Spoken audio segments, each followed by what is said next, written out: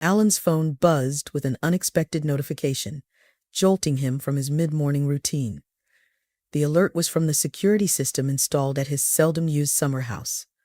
The surveillance system had been a bundled deal, one of those offers too good to refuse. Alan had thought, why not, and decided to equip the summer house as well.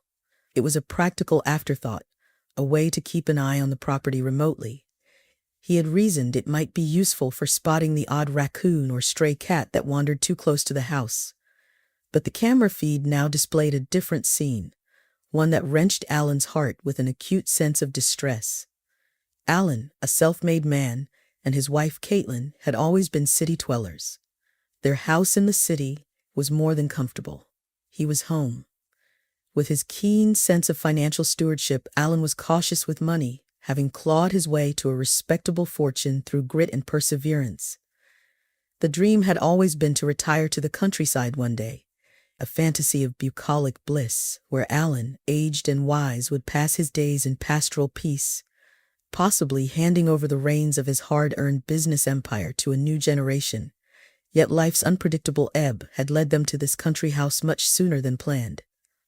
Sitting at his kitchen table, Alan replayed the footage, his mind racing with possibilities. Anything wrong? Caitlin's voice, warm with concern, broke his concentration. Alan snapped his laptop shut.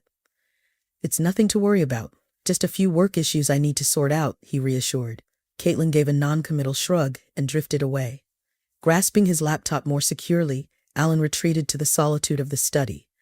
He watched the grainy figure pause, its movements deliberate. Caitlin might have pieced it together if she had known he was reviewing footage from the security cameras, but she remained blissfully unaware of their existence. That same evening, a rare quietude enveloped their house, allowing Alan to drift into reflection.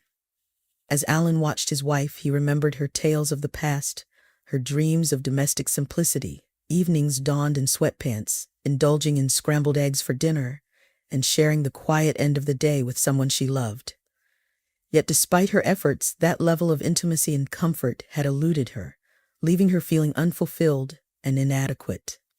It was the raw honesty and determination in Caitlin's eyes that had captivated Alan when they first met. One memorable weekend, they ventured out on a hike, a shared adventure that reinforced their bond. As they descended the trail, a friendly offer from a stranger on an ATV was accepted without a second thought. But the joyride took a harrowing turn as the vehicle flipped on a precarious section of the path.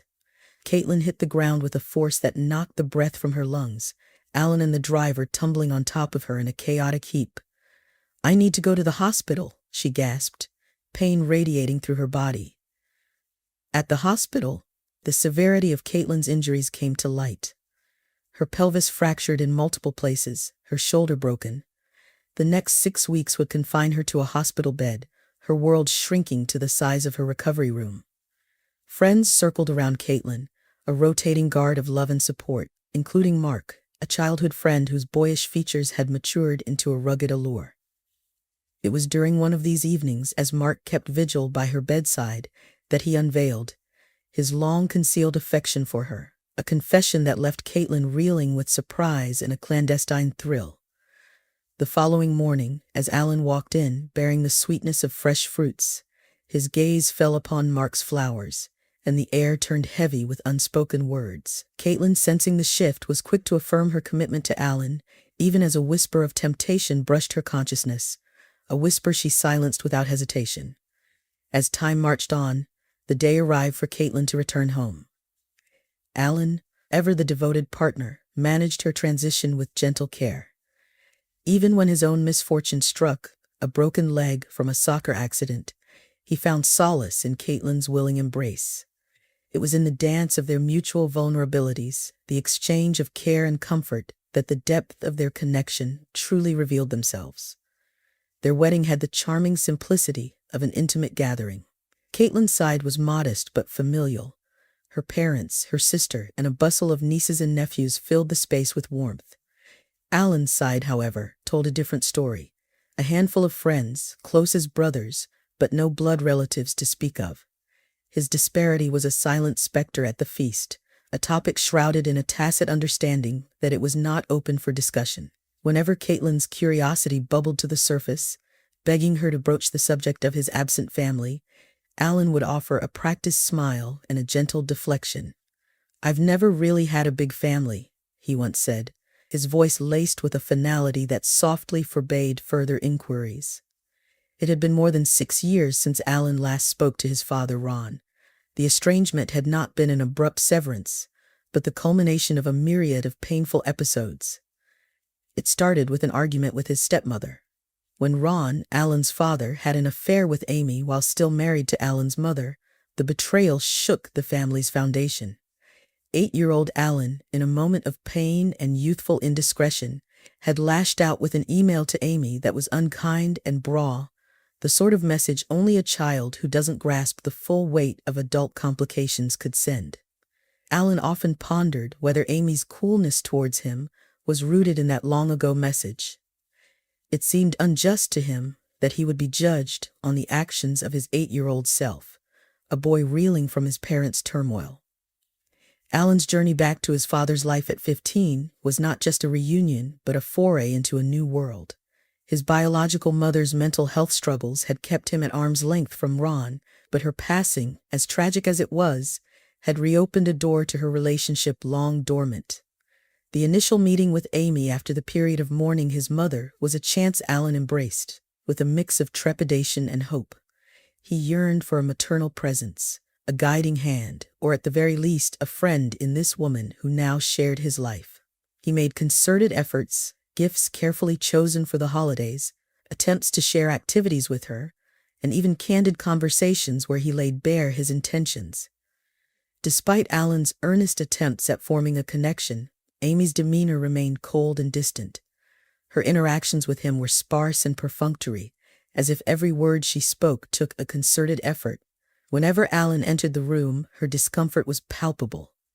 She would often behave as though she were the unwanted presence, an interloper in her own home despite the family's consistent reassurances to the country.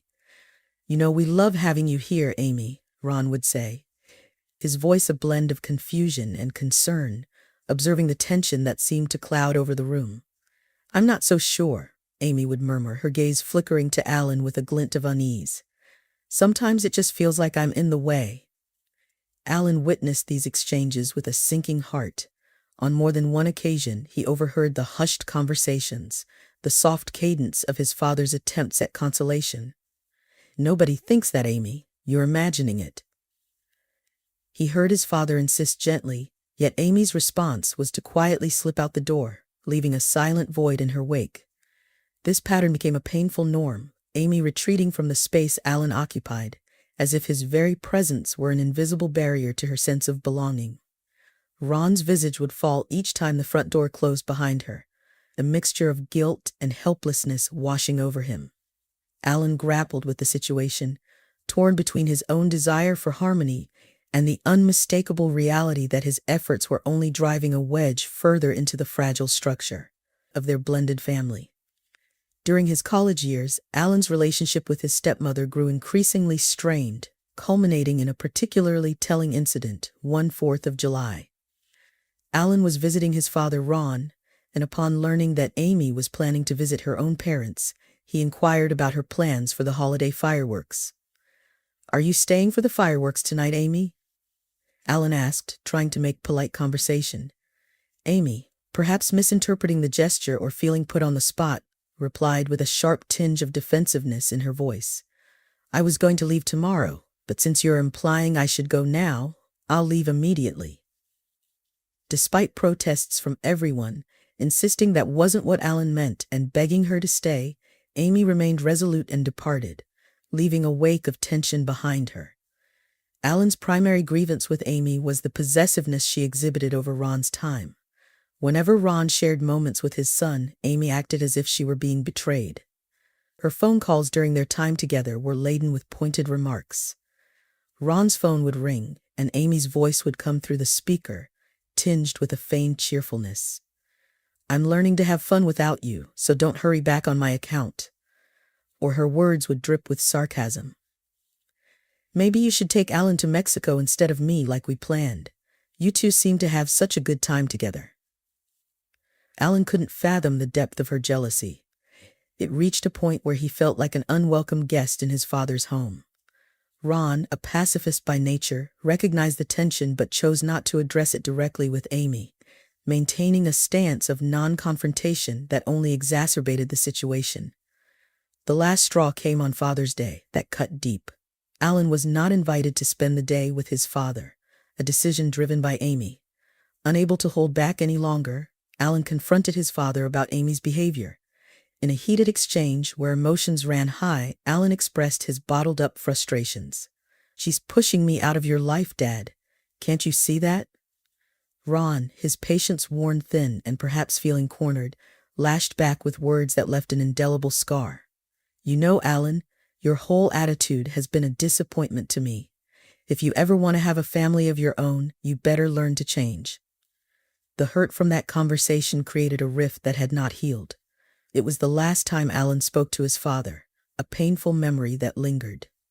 The year Alan and Caitlin got married unfurled as a series of decisive moments, each turn steering them closer to their shared destiny.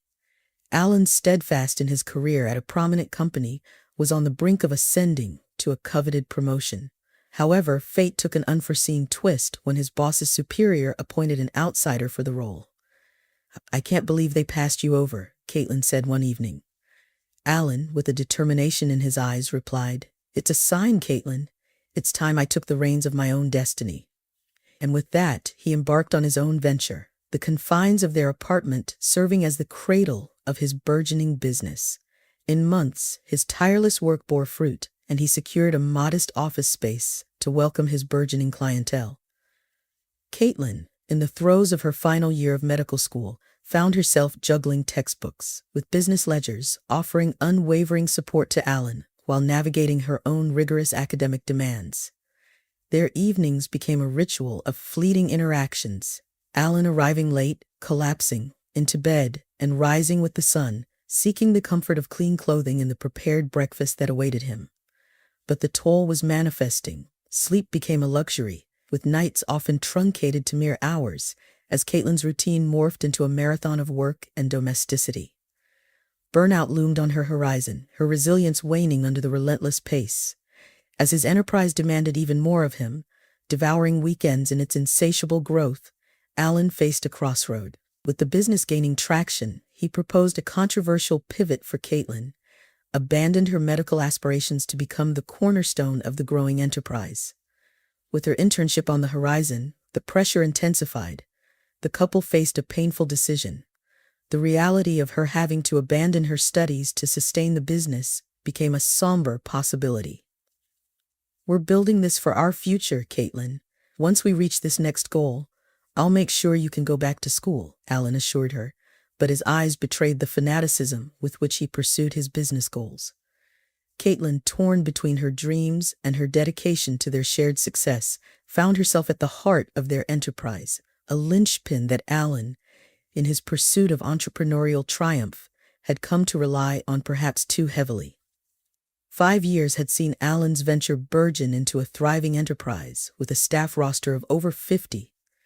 Caitlin, living in the lap of luxury, found herself at a crossroads of contentment and restlessness. Alan, ever the provider, assured her she didn't lift a finger. But Caitlin, yearning for more than just the trappings of success, she longed for a sense of personal fulfillment. One tranquil evening, as they sat in their expansive living room, Caitlin turned to Alan with a quiet determination in her voice. "Honey, remember the promise we made during those grinding days of building the business? You said once things stabilized, I could return to my studies." Alan looked at her, his expression one of gentle confusion. "Baby, why dive back into that stress? We're financially secure. There's no need for you to worry about money anymore." "It's not about the money, Alan," Caitlin replied, her gaze steady and sincere. "It's about completing what I started. It's about me." Alan's voice softened, a mix of bewilderment and concern. "But baby, why can't you just enjoy the life we've built? Why can't you be happy with what we have?" Caitlin's response was a heavy sigh, her eyes reflecting a sea of unspoken thoughts. She left the room, leaving Alan perplexed and pondering her discontent. In the following days, Alan noticed a shift in Caitlin's demeanor. She who once brimmed with ambition and zest now moved through her days with a subdued air. She seemed to have relinquished her fiery spirit, and her constant presence at home, immersing herself in domesticity, struck Alan as peculiar. Alan, in a bid to lift her spirits, suggested, "Honey, why don't you take some time for yourself? A vacation, perhaps? What about Cancun?" Caitlin's response was swift and sharp. "I don't need another trip to Cancun, Alan. We've been there enough." Alan's anxiety surfaced, his voice tinged with frustration. "Then what is it that you want? Just tell me. You seem dissatisfied with everything. You don't want to travel. You don't seem happy here. Any other wife would be ecstatic with this life." Caitlin paused, her hands seizing their work as she turned to face him, her expression unreadable. "It's not about being like any other wife, Alan. It's about being me." This conversation marked a turning point, a gentle but firm assertion of Caitlin's needs, desires, and the individuality she felt slipping away amidst the grandeur of their shared success. One day, Caitlin smiled with a gentle resignation. "Alan, do you remember when we used to fantasize about owning a queen house in the countryside?" Alan nodded, his voice carrying a hint of pride. "Of course I remember. But look at what we've already built here, a spacious home with an expansive backyard." "That's not quite what I meant," she clarified, taking a seat across from him, her eyes aligned with a flicker of a long-lost dream. "I'm talking about a real country house, one nestled in a cozy village perhaps, shielded from the incessant pings of work emails and away from the digital world." He raised an eyebrow in mild amusement. "That's an unexpected desire, but if it's what you truly want, then yes, let's do it. I must warn you, though, the responsibility of finding and refurbishing it would rest on your shoulders." With a peal of laughter, Caitlin leaned forward and planted a quick kiss on his cheek. "I wouldn't have it any other way." A mere week later, Caitlin burst into his office, her eyes gleaming with uncontainable excitement. "Alan, I've found your house. It's not just any house. It's embraced by a birch grove. It's a serene river, a mere stone throw away. You must see it for yourself." His wife's infectious enthusiasm carved through his usual reserve. It had been eons since she'd witnessed that particular sparkle in her eyes, the one that reminded him of the vibrant woman he'd fallen in love with. That weekend, they made the trip to the village. Standing before the property, Alan's practicality overshadowed his romanticism. The house stood silent and forlorn, a sturdy structure that time had forgotten. Noticing the return of that captivating sparkle in her eyes, Alan sighed in acquiescence. "All right, we'll buy the house. But remember, the refurbishing is your project. With the upcoming branch opening, I'll be swamped and won't be able to assist." Her response was to wrap him in an impulsive embrace. "Thank you. Just wait and see. Once I breathe new life into it, you'll fall in love with this place." 2 months flew by in a world of business meetings and late-night calls for Alan. Drained, he returned home, the weight of endless negotiations bearing down on him. He had a scant 48 hours to spend in the sanctuary of his home before the relentless pace of work summoned him again. Caitlin settled in beside him with an inviting warmth. "Alan, I want you to spend these next 2 days with me at our country retreat. I think it might just charm you." Initially, Alan felt the pull to decline, tempted by the lure of familiar coffers.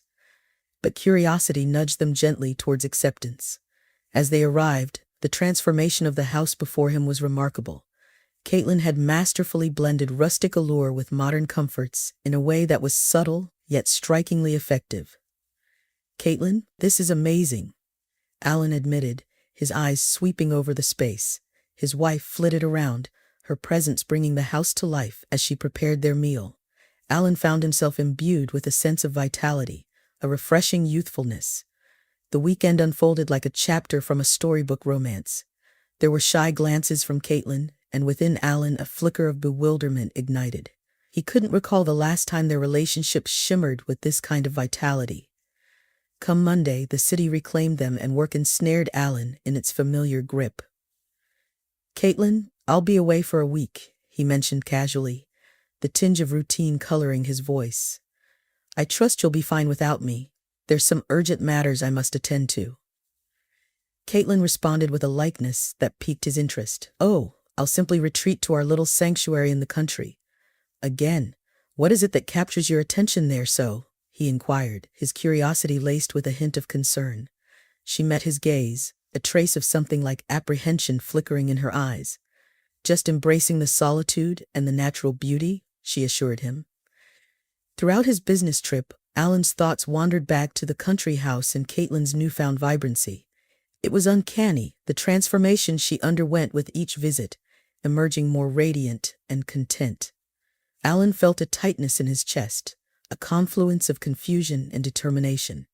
Only half a year ago Caitlin was adrift, but now she was awash with a newfound joy. Compelled to unravel this mystery, he bided his time. As soon as Caitlin left, he hastily gathered what he needed and made a beeline for the country house, driven by a mix of apprehension and resolve. Alan harbored a gnawing suspicion that Caitlin's solitary trips to the country house concealed more than mere solitude and nature. His mind raced with the unthinkable possibility of another presence, another person who might explain the radiance she seemed to gain from each visit. Her explanations, cloaked in ambiguity, did little to assuage his growing doubts. Driven by this fear, he surreptitiously installed hidden cameras throughout the house. His heart wrestled with the ethics of his actions as he departed, leaving behind the silent sentinels that would soon reveal the truth of Caitlin's retreats. As he sat in his hotel room, the weight of the day's meetings dissipated, in anticipation of the footage that awaited him. Alan's fingers hovered over the laptop, a part of him recoiling at the invasion of privacy he had orchestrated. He considered abandoning this digital voyeurism and confronting Caitlin directly. Yet the lingering uncertainties propelled him forward. He needed to see what lay hidden within those walls. The video was coarse, but Caitlin was unmistakable as she settled into the familiar space, her actions mundane until the footage betrayed her secrecy. Alan's heart sank as a middle-aged man entered the frame, sharing an embrace with Caitlin that seemed to stretch beyond the bounds of friendship. The inability to discern the man's face only fueled Alan's imagination and pain. Rushing back from his business engagements, Alan's mind was a maelstrom of betrayal and confusion. He found Caitlin alone, a scene starkly different from the one seared into his memory by the camera's unblinking eye. Her puzzled gaze followed him as he moved restlessly through the house, a futile search for evidence of the intruder. Finally, sitting beside her, he confronted the silent question between them with digital proof. "Caitlin, I know everything. What's going on here?" His voice with a tight wire, strained and barely holding. Caitlin's gaze dropped, the weight of discovery anchoring her eyes to the floor, the reality of her secret unraveling before them both. She was swathed in guilt for keeping Alan at bay from the hidden chapters of their life. Alan felt a maelstrom of emotions as Caitlin began to apologize. The more she spoke, the deeper the confusion seemed to burrow into his understanding of the situation. His mind, tangled in the web of betrayal he had spun, struggled to make sense of her expansion. "You had to contact him? Contact who?" The question was like a fissure in the dam of his comprehension through which the truth began to trickle. Caitlin's eyes met Alan's, a clear stream of sincerity flowing from her. The dawning realization that their thoughts had been parallel lines, close but never meeting, prompted a heavy sigh from her. "Alan, it seems we've got our wires crossed. Let me clarify everything. I love you, honey, and I would never—" Her attempt to smooth the creases of misunderstanding was interrupted as an elderly lady entered, the fragrance of fresh flowers preceding her. The room felt warmer with her presence, a soothing balm to the palpable tension. "Hi, Mrs. McGee," Caitlin greeted, her voice in gentle chime in the sudden influx of company. "This is my husband, Alan." Alan looked from his wife to the new people, asking a question without speaking. Soon after, the man from the video walked in. He looked just like Alan's dad. Overwhelmed by the unfolding scenario, Alan struggled to reconcile his emotions. Here stood the man he had deeply adored, yet simultaneously resented for the wounds of the past. "Hello, Alan." Ra's familiar voice filled the space, bridging the gap between the son's bewilderment and the father's calm presence. Caitlin, driven by a longing for a complete family, had sought out Ron, who had been living in solitude. Her first encounter with Ron left an indelible mark on her heart. Discovering him in a state of neglect, ravaged by illness, and the solitude imposed by his ex-wife's departure, she felt compelled to act. Ron's tales of estrangement from Alan, laced with remorse for past wrongs, resonated with her deeply. Ron acknowledged that he had been unwittingly ensnared by his ex-wife's manipulative tactics. She had spun a web of lies about their son Alan, falsely demonizing him and creating a rift between him and Ron. When the veil of deceit was finally lifted, Ron was left in ruins, mourning the irreversible estrangement from his son. He also discovered that Amy had another son, which shed some light on her possible animosity towards Alan. Time had moved on since their divorce, yet the repercussions of the past lingered. Catelyn's portrayal of the person Alan had matured into moved Ron deeply, his emotions manifesting in a stream of tears. He earnestly requested that she care for Alan and shield him from harm. Carrying the weight of his former misjudgments, Ron beseeched Catelyn to withhold the details of his plight, believing himself undeserving of facing Alan after all that had transpired. When Catelyn offered a hand of support, Ron's resignation was clear. His belief that Alan harbored resentment was a barrier he wasn't willing to cross. Catelyn transported Ron to the tranquility of a country house, promising to uphold a solemn vow of silence towards Alan. As she stepped into the role of Ron's caregiver, she was determined to nurse him back to independence. The country abode, surrounded by the serene whispers of nature, became a haven for Ron's adolescence as Catelyn devoted herself to his recovery, guiding him towards regaining his strength and autonomy. As Ron regained his mobility, he began to engage in various household activities, finding solace in the routine and simplicity of daily tasks. Unbeknownst to him, it was during these moments of domesticity that Alan glimpsed his father through the lens of a security camera. Alan and Ron's partnership flourished beyond the walls of their retreat. They became guardians of well-being for their elderly neighbors, weaving a fabric of care that blanketed the community. Catelyn found solace and significance in this labor of love, a poignant reminder of her intrinsic value. Ron stood in front of his son, looking very sorry and humble. "Alan, my boy, I'm really sorry for all the hurt I've caused before, and for coming back so unexpectedly. Your wife, she's been my savior. If you want, I'll go away and not disturb your life."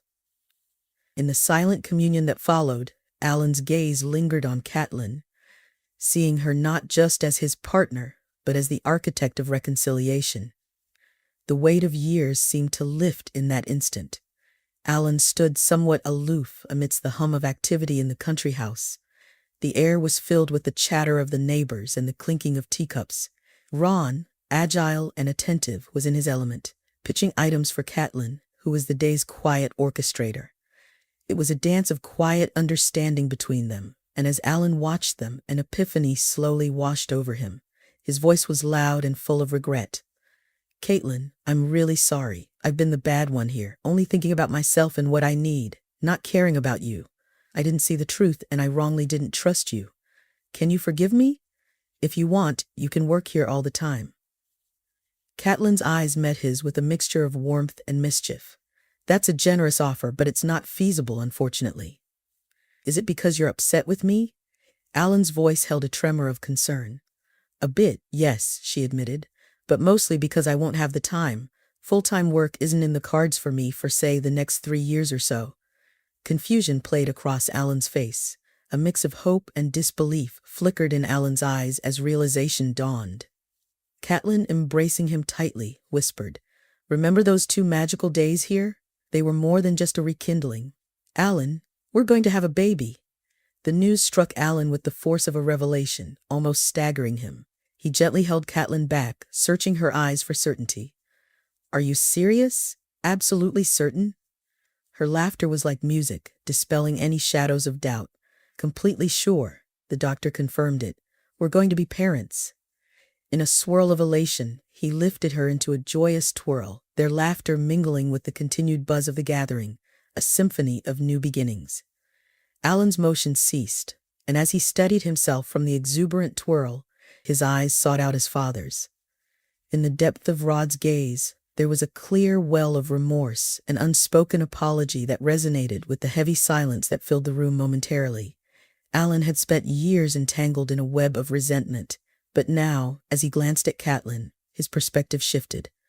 There she stood, the architect of reunions and revelations, the woman who had gently unraveled the knotted past with her compassion.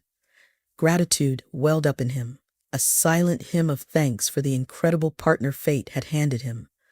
A partner who had not only become his heart's compass, but had also inadvertently steered them towards this moment of familial healing. With the past grievances that had long cast a shadow on their relationship momentarily quieted by the potential of forgiveness, Alan moved towards his father. "I spent years wishing for understanding, Dad," his voice carrying the weight of those silent tears. "Maybe it's time we both tried to understand each other." Braun, visibly moved by the gesture, nodded, his usual composure giving way to a more tender vulnerability. "I'd like that, Alan, more than anything." Caitlin's presence, a beacon of patience and love, bridged the gap between father and son. Her gentle influence had sown the seeds of reconciliation, and now those seeds were sprouting, tender shoots of hope breaking through the hardened soil of their shared history. Alan felt a transformation not just in the room but within himself. He had been poised on the precipice of becoming a father, and now he was rediscovering what it meant to be a son. The dual revelation was both humbling and profound. As the day wore on, the country house buzzed with activity and conversation. Neighbors came and went, each leaving behind words of encouragement and shared happiness. In the waning light of the day, as the guests departed, the trio, Alan, Caitlin, and Braun, sat together in a reflective silence, each lost in their thoughts, yet connected by the unspoken bond that had been strengthened today.